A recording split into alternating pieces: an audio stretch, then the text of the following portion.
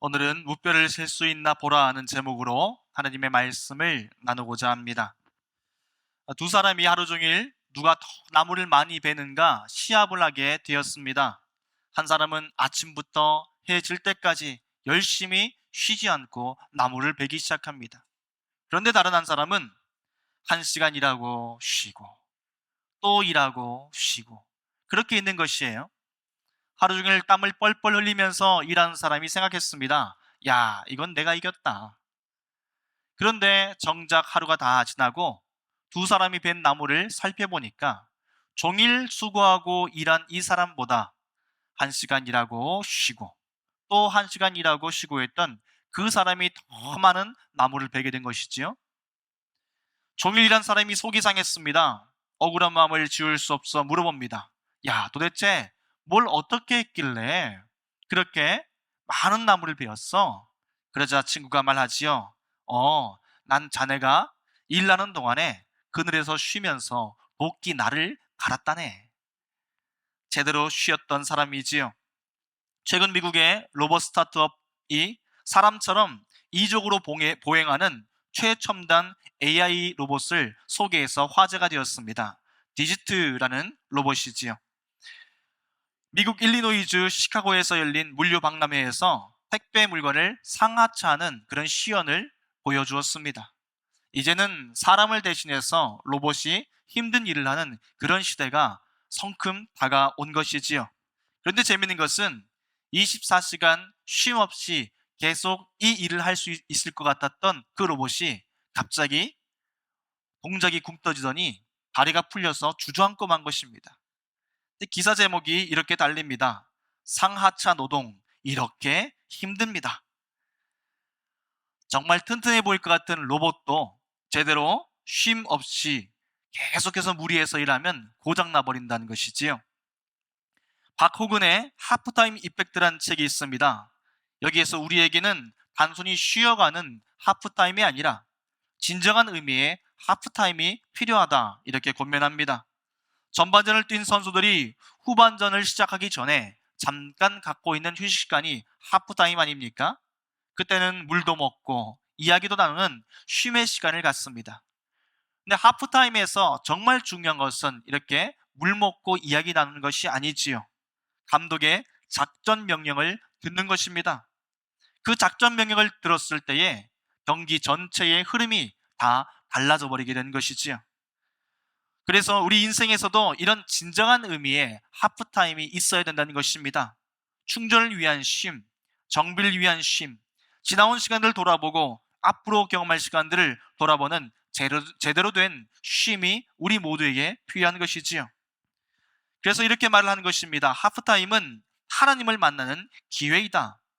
영원히 구원을 받을 뿐 아니라 자신의 정체감과 부르심이 무엇인지를 알 수 있으며 인생의 목표가 분명해지고 하나님의 동행해 주심을 통해 인생의 모든 분야에서 승리할 수 있음을 알 수 있다. 좋은 감독이 좋은 하프타임을 만드는 것처럼 우리 인생의 하프타임은 어떠해야 된다는 것입니까? 하나님을 만나는 시간이 되어야 된다는 것이지요. 특별히 한 해의 절반을 돌아보면서 하반기를 준비하는 이 맥주 감사 주일, 이 시간 하나님을 만나는 거룩한 하프타임이 되기를 축복합니다. 출애굽기 23장 16절은 맥주절을 이렇게 이야기합니다. 맥주절을 지키라. 이는 내가 수고하여 밭에 뿌린 것에 첫 열매를 거둠이라. 첫 열매의 날로 표현되는 맥주 감사 주일이라는 것이지요. 그래서 우리는 이 시간을 통하여서 지나온 우리의 삶들을 하나님 아버지 앞에 돌아보고 또 오늘 우리에게 주신 말씀을 붙들고 앞으로 펼쳐질 은혜의 시간들을 기대하며 걸어나가야 되는 것입니다. 아브라함의 인생에도 하나님을 만난 수많은 하프타임이 존재합니다. 아브라함이 믿는 우리에게 도움이 되는 이유가 어디에 있겠습니까? 바로 그의 삶의 가장 중요한 순간마다 하나님을 만났다는 것입니다. 그는 인생의 의미를 고민하던 순간에 하나님을 만납니다. 내가 어떻게 살아야 되지? 그때 하나님을 만나고 하나님의 음성을 듣습니다. 너는 복의 근원이 되라. 그 믿음을 가지고 그가 인생의 새로운 여정을 출발하였지요. 또한 동업자였던 조카 롯과의 갈림길에 섭니다. 나는 이제 또 어디로 가야 되나? 그 고민하던 차에 하나님을 만납니다. 그리고 주님께서 말씀하시지요. 동서남북 어디나 내가 너와 함께한다. 그 임마누엘의 하나님 붙들고 그가 또 새로운 길을 걸어가게 됩니다. 그 후에도 그는 수많은 굴곡진 인생을 경험하지요. 그러나 그 모든 순간에 항상 그는 하나님을 만났다는 것입니다. 언제나 하나님 앞에서 서는 인생의 하프타임이 있었다는 것이지요. 오늘 읽은 말씀도 아브라함의 인생의 큰 전환점이 되는 순간입니다. 또 다른 하프타임을 만나게 된 것이지요. 1절 말씀 이렇게 진행됩니다. 이후에 여호와의 말씀이 환상 중에 아브라함에게 임하여 이르시되 아브라함아 두려워하지 말라. 나는 내 방패요 너의 지극히 큰 상급이니라. 아멘. 하나님은 아브라함에게 나는 너의 방패다. 나는 너의 보상이다. 그렇게 말씀하면서 찾아옵니다. 왜 이렇게 하나님은 찾아오셨을까요? 인생의 또 다른 하프타임을 만났던 아브라함의 삶은 사실 두려운 마음이 가득 찼다는 것입니다. 근심과 불안을 안고 살고 있었다는 것이지요. 그는 꿈을 품고 그 누구보다 열심히 달려왔지만 뒤돌아보니 여전히 미완성의 삶을 살고 있었다는 것이지요. 그래서 그는 하나님께 이렇게 이야기합니다. 2절 3절 말씀이지요. 아브라함이 이르되 주 여호와여 무엇을 내게 주시리 하나이까? 나는 자식이 없사오니 나의 상속자는 이 다메섹 사람 엘리에셀이니이다. 아브라함이 또 이르되 주께서 내게 씨를 주지 아니하셨으니 내 집에서 길린 자가 내 상속자가 될 것입니다. 복의 근원이라는 거룩한 소명을 붙잡았지만 그래서 그의 삶도 잘 되고 인생도 잘 풀렸지만 정작 중요한 문제가 여전히 해결되지 않았다는 것입니다. 하나님은 아브라함에게 너를 통해서 큰 민족을 줄 것이라고 말씀하였는데 정작 자신에게 자녀가 없습니다. 비전은 받았지만 아직 열매를 보지 못한 삶을 살았다는 것이지요. 우리의 인생에도 그럴 때가 있습니다. 은혜도 받고 하나님의 응답도 받고 마음의 감동도 분명히 받았는데 아직 여전히 우리의 삶에 구체적인 열매가 없더라는 것이지요. 인생의 문제를 놓고 간절히 기도하며 마음의 확신은 얻었으나 실질적으로 내 삶의 변화가 아직은 일어나지 않고 있습니다.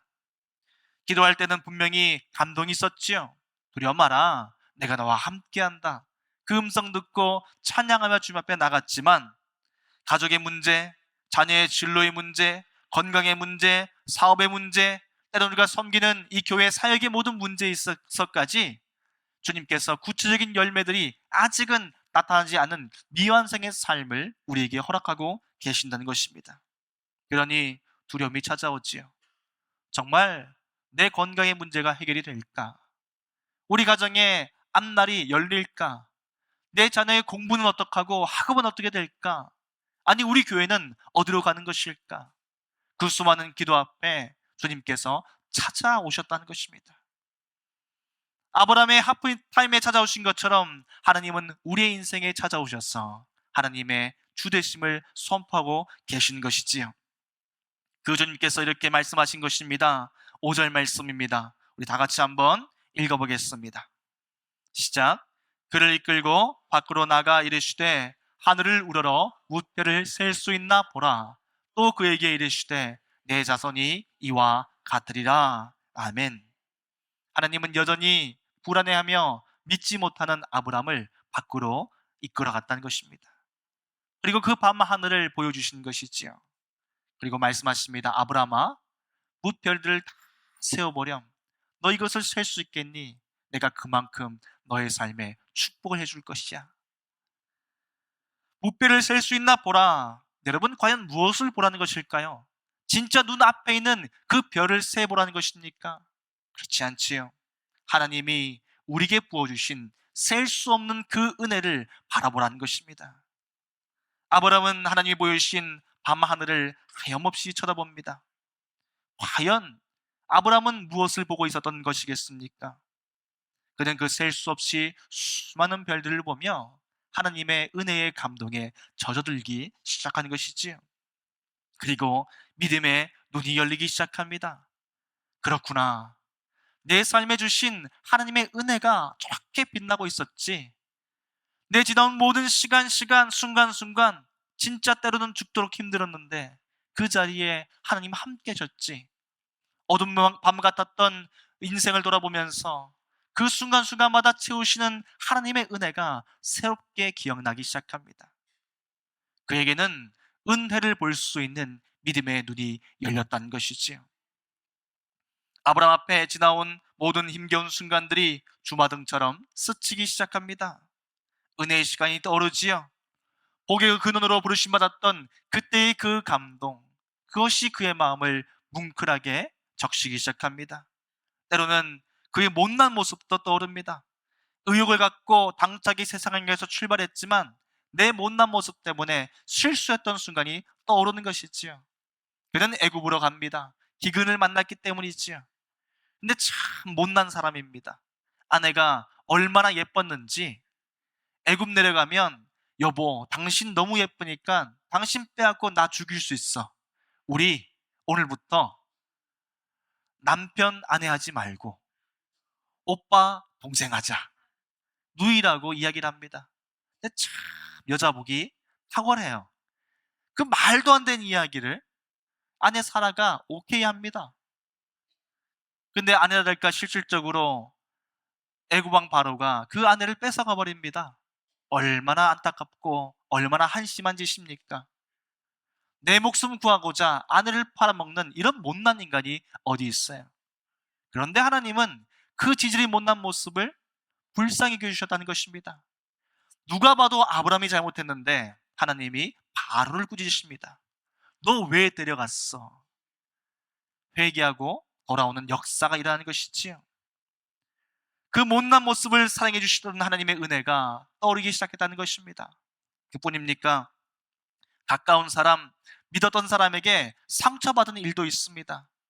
함께 믿음의 길 걸어가자.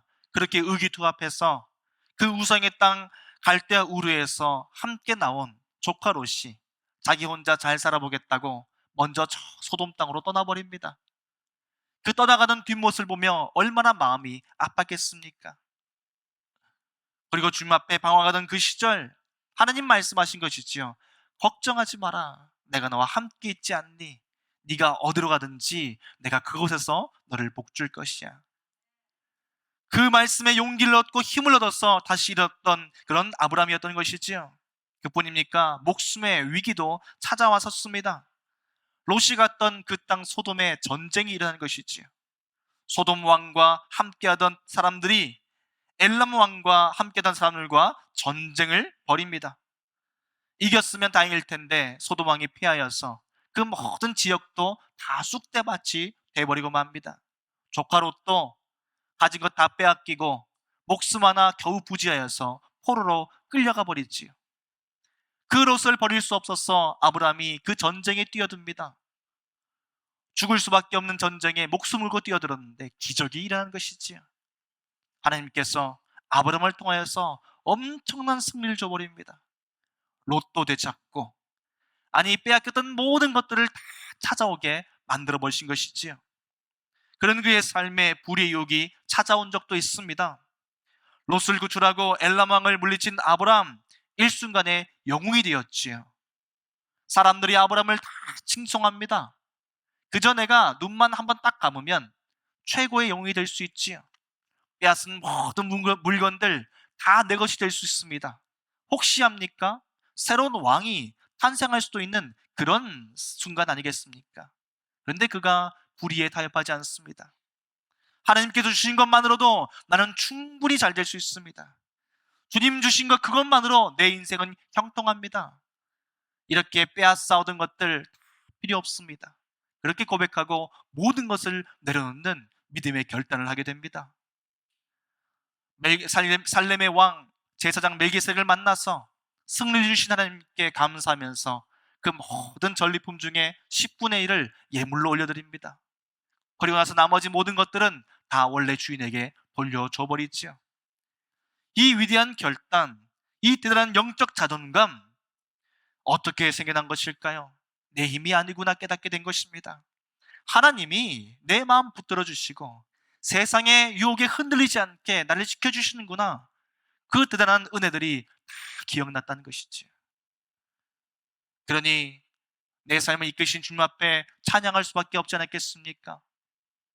그렇구나. 셀 수 없는 별처럼 하나님은 내 인생을 붙들어 주시고 지금도 함께 하시고 앞으로 영원히 내 삶을 이끌어 주시는구나. 그 거룩한 감동이 밤하늘의 별을 보는 아브라함에게 찾아오게 된 것이지요. 아마 지금 아브라함이 있었다면 이런 찬양을 하지 않았을까요? 하나님 한 번도 나를 실망시킨 적 없으시고 언제나 공평과 은혜로 나를 지키셨네. 지나온 모든 세월들 돌아보아도 그 어느 것 하나 주의 손길 안 미친 것 전혀 없네. 오 신실하신 주의 찬양 아니겠습니까? 하나님이 신실하심을 발견한 것입니다. 그 은혜의 눈이 열리기 시작한 것입니다. 믿음의 눈이 열리게 된 것이지요. 그리고 다시 한번 주님 앞에 약속 붙들고 일어섰다는 것입니다. 하나님께 주신 그 은혜의 말씀 붙들고 일어서게 되자 하나님이 얼마나 기뻐하셨는지 이렇게 말씀하십니다. 아브라함이 여호와를 믿으니 여호와께서 이를 그의 의로 여기시고, 그 믿음 하나로 하나님이 만족하셨다는 것입니다. 그 감사의 고백 안에서 하나님이 영광을 받으셨다는 것이지요. 그리고 너는 의로운 자다, 내가 너의 일생을 붙들어 주겠다 하나님께서 약속하시고, 더 나아가서 하나님이 본인의 이름을 걸고 아브라함과 함께 맹약을 합니다. 그것이 오늘 읽은 창세기 15장 전체의 이야기인 것이지요. 사랑하는 성도 여러분, 여러분은 어떠십니까? 밤하늘에 수많은 별들을 보며 무엇을 발견하십니까? 아마 어떤 사람은 그렇게 말할지도 모릅니다. 야, 저 캄캄한 밤하늘을 보니 내 인생 같구나. 앞이 보이질 않네. 그러나 그 가운데 빛나는 하나님의 은혜를 기억하시기 바랍니다. 내 힘으로 할 수 없는 그 어두운 인생, 앞으로도 살아가야 될 인생 아닙니까? 세상은 어떻게 보면 정말 어두운 밤과 같습니다. 뉴스를 보면 좋은 얘기 하나 없어요. 다 누가 죽었다, 어디가 문제가 생겼다, 누가 사람을 다치게 했다, 경기가 어렵다, 다 어두운 얘기뿐입니다. 그 어두운 세상에 우리에게 소망 주시는 분이 누구십니까? 그분이 예수 그리스도신 줄로 믿습니다. 낙심한 심령을 일으켜 세워주시지요. 때로는 내 부족한 모습 때문에 넘어져도 하나님이 괜찮다 말씀하십니다. 내가 알 수 없는 그 인생의 한 치 앞도 보이지 않는 삶을 믿음으로 걸어갈 수 있도록 여호와께서 나의 목자가 되어주신 것입니다. 그 빛이 있으니 우리 인생이 아름다운 것 아니겠습니까? 그 은혜가 있기 때문에 우리가 오늘도 희망의 삶을 살아갈 줄로 믿습니다. 그러고 보니 제가 분당 제일교회 온 지 벌써 반년이 지났습니다. 어떻게 보면 짧다면 짧고 길다면 긴 시간인 것 같습니다. 이 시간들 곰곰이 되짚어봅니다. 참 돌아보면 돌아볼수록 하나님의 은혜 아닌 것이 없는 것 같습니다. 저에게도 은혜고 또 우리 분당 제일교회에도 하나님이 주신 은혜의 시간들이 빼곡히 채워져 있습니다. 지난 38년간 하나님께서 이 교회를 붙들어 주시지 않았습니까? 우리 원로 목사님과 함께 눈물 흘리던 시간도 많았고 위기의 순간도 많았고 또 기쁨의 순간도 많았습니다. 그 모든 인생의 시간들을 하나님이 지켜주셔서 오늘 분당 제일교회라는 거룩한 이름으로 예배하게 되었습니다. 그뿐입니까? 새로운 39년을 주시면서 아름다운 리더십의 교체가 일어나게 하셨습니다. 이것 다 누가 하셨습니까? 하나님이 하신 겁니다. 솔직히 말해 리더십 교체로 흔들린 교회가 참 많습니다. 세상적 눈으로 사람들을 뽑고 누가 더 나은가 분별하고 누가 더 좋은 사람일까 판단하느라 온 교회들이 골머리를 앓고 있습니다. 그러다 보면 저마다 보는 시선이 다르고 저마다 좋아하는 성향이 다르지 않습니까? 그러니 어떤 사람은 이 사람이 더 낫다 생각하고 어떤 사람은 저 사람이 더 낫다 생각합니다. 결국엔 투표를 하지요. 그러면 100%는 없습니다. 누군가는 이 사람을 더 좋아하고 또 그 사람을 덜 좋아하는 사람들이 있기 때문에 그분이 담임 목회자로 초청을 받게 되지요. 그러면 목회를 시작하는 것이 참 어려운 일이 아닙니다. 여러분 생각해 보십시오. 나 별로 안 좋다는 사람이 함께 앉아 있어요. 그 사람을 품으면서 목회를 시작한다는 것, 시작부터 고통 아니겠습니까? 그런데 하나님은 우리 교회에 은혜를 주셔서 만장일치를 주셨습니다. 말도 안 되는 일 아니겠습니까? 왜 이런 일이 일어났을까? 우리 교회가 그만큼 기도하는 것이지요. 내 뜻, 내 판단이 아니라 하나님의 뜻에 맡기겠습니다. 그렇게 기도할 때에 하나님께서 은혜를 주셨다는 것입니다. 여러분 저를 언제 보셨어요? 지금이야 계속 보고 있지만 이름도 처음 알고 얼굴도 처음 보는 사람을 오직 하나님을 향한 믿음 하나만으로 청빙한다는 것, 성령의 역사가 아니고는 일어날 수 없는 일 아니겠습니까? 또 저에게도 담임 목회는 그런 사역지였습니다. 주님, 제가 담임 목회 시작하게 된다면 님 청빙받게 해주십시오. 그런 일이 없으니 하나님 좀 특별한 응답을 주십시오. 우리 분당 제일교회의 기도와 저의 기도가 만나서 하나님의 거룩한 은혜가 시작되었다는 것, 돌이켜보니 감사할 일이고 감동할 수밖에 없는 고백이 되는 것 같습니다. 함께 지나온 시간들도 은혜입니다. 지난 시간 돌이켜보니 필리핀 단기 선교를 가서 정말 가난하고 불쌍한 말똥하지 않은 그 사람들에게 온 성도가 한 마음으로 사랑을 전하고 복음을 전하고 먹을 것을 나눠줬습니다. 그뿐입니까? 우리 튀르키예에 지진 났을 때에도 우리 한 마음으로 모아서 비록 작은 정성이지만 그 땅의 주의 사랑을 전하기 위해서 애쓴 그 자리에 하나님의 은혜가 있지 않았습니까? 부활절 웰컴 축제를 펼치면서 온 성도가 함께 사랑하고 축복한 시간을 가집니다. 또한 코로나가 종식이 되었어요. 할렐루야. 예, 이렇게 지금 얼굴을 보는 게 얼마나 좋은지 모릅니다. 오늘 유독 마스크 쓰신 분들이 몇 분 안 계신 것 같아요. 더 기쁜 일은 이제 7월 달부터 여러분 한 살 더 젊어지셨습니다. 축복합니다. 또한 주님께서 우리 교회에 세단장할 수 있는 은혜를 주셨습니다. 기도하며 감동받은 사람을 통해서 또 그 감동에 온 성도가 참여하고 우리 당회원들이 마음을 모아서 이 교회 하나님의 교회인 줄 알고 미진한 데를 보수하고 비 새는 데를 잘 막아서 이번에 비가 많이 왔는데요. 여러분 조금밖에 조금밖에 안 젖었어요. 할렐루야. 그것도 금방 고쳐집니다. 네, 이유를 알았어요. 그러니 우리가 감사하는 마음으로 아까 본 사진에서처럼 옥상에 올라가서 주님 새 단장 감사합니다.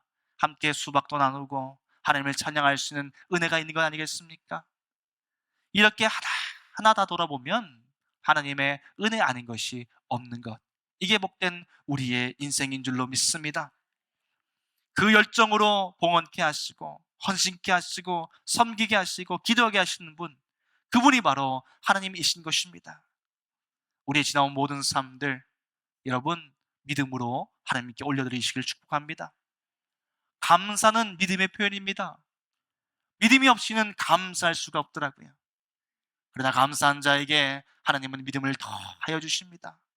작은 일에도 감사하고 범사에 감사하며 살 때에 하나님은 네 믿음을 보고 내가 너를 의롭다 인정하겠다 말씀하신 것이지요. 그리고 우리가 믿음을 통해서 하나님의 수많은 은혜 길 걸어가는 별과 같은 성도가 되게 해주신 것입니다. 아브라함은 하나님께 믿음을 예물로 드렸습니다. 아브라함이 여호와를 믿으니 여호와께서 이를 그의 의로 여기셨다 말씀하십니다. 하나님을 향한 진정한 신뢰, 주를 향한 진정한 경외란 우리의 삶을 감사로 올려드리는 믿음의 결단인 줄로 믿습니다. 그래서 이 믿음을 하나님은 축복하십니다. 로마서 4장은 이런 말씀이 있지요. 아브라함이나 그 후손에게 세상의 상속자가 되리라고 하신 언약은 율법으로 말미암은 것이 아니요 오직 믿음의 의로 말미암는 것이니라. 이제 지나온 모든 시간 감사로 올려드릴 때에 주께서 우리의 믿음을 받으시고 우리의 인생을 하나님의 축복으로 채워주실 줄로 믿습니다. 일본의 유명한 신학자 우찌무라 간조는 이런 이야기를 합니다. 하나님께서 이 시간 우리를 저주하신다면 질병이나 실패나 죽음으로 우리를 저주하지 않으실 것이다. 한없는 하나님의 말씀을 듣고서도 하나님의 말씀으로 들려지지 않는 막힌 귀로, 한정없는 하나님의 역사를 바라보면서도 하나님을 믿지 못하는 불신앙으로, 많은 하나님의 은혜를 덧입고 살아가면서도 감사한 마음이 일어나지 않는 메마른 심령으로 그들을 책망하실 것이다. 여러분, 진정한 슬픔이 무엇입니까? 감사를 발견하지 못하는 것입니다. 진정한 인생의 비극이 무엇일까요? 하나님의 은혜를 보지 못하는 것입니다. 오늘 이 자리에 있는 모든 성도님들,